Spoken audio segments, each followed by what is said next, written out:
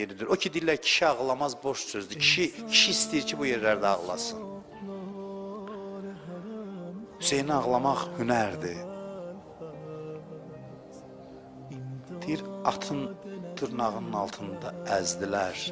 Deyir, xanımın naləsi ucalır ki, qızım, ürəyim parçalanır, day danışma. Ondan sonra deyir, qızım, gördüm əlində köynək tutub. Bu köynək bilirsən kimin köynəyidir? Xanım Zəhranın adı gəlib də bu gecə. Bilirsən kimin köynəyidir? Dedi ki, yox. Dedi ki, sənin atan Hüseynin köynəyidir. Bu qanlı köynək mənlə qalacaq qiyamətə qədər. Şəhriyar nə gözəl yazıb, Hüseynin köynəyi Zəhra əlində. Çəkər qiha, qiyamət, məhşər ağlar. Hüseynə yerlər ağlar, göylər ağlar. Bətul-u Murtəza Peyğəmbər ağlar. Hədisdə var ki, qanlı köynək əlində gələcək məhşərə. Yanında İmam Həsən olacaq.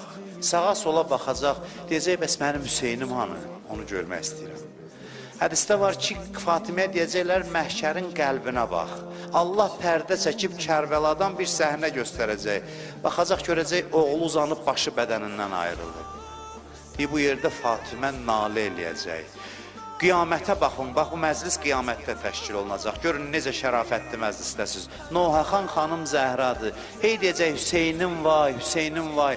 Dillə Peyğəmbərlər səsini qoşacaq xanım Zəhranın səsinə. Ana naləsi yanıqlı olur axı. Heç kəs xanım Zəhra kimi ağlaya bilməz balasına. Özü deyirəm, Azərbaycanlılar bir alimin yuxusuna gəlib, bir Azərbaycanlılar oğlu ölən ana kimi mənim Hüseynimi ağlayır. Ona görə xoşum gəlir onlardan. Bu qızlardan biri idi. Hilal ibn Nafiyə deyir, yapışmışdı İmam Hüseynin ətəyindən Aşura günü. Ağlayırdı, deyirdi, ata mən susuzam. Ənəl ətşan, ənəl ətşan. Mən susuzam. Deyirdi, qızım, darıxma, darıxma, indi su yolu açılar. Bu 3 yaşlı qıza təvəssül edeyim, Seyidə söz verim.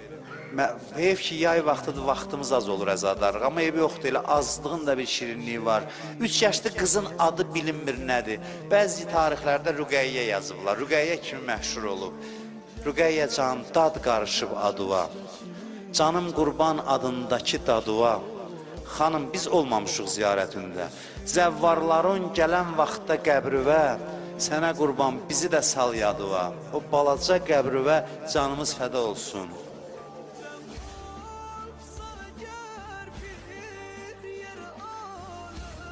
Çox narahat idi xanım Zeynəb deyir.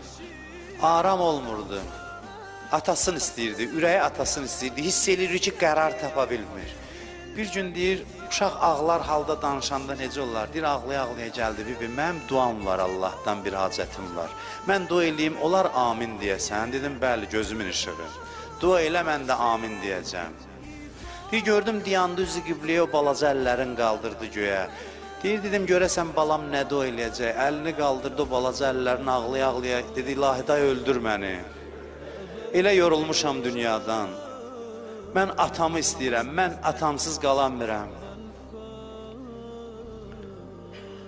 Zeynəb dedi, qızım, bu duaya necə amin desin bibim?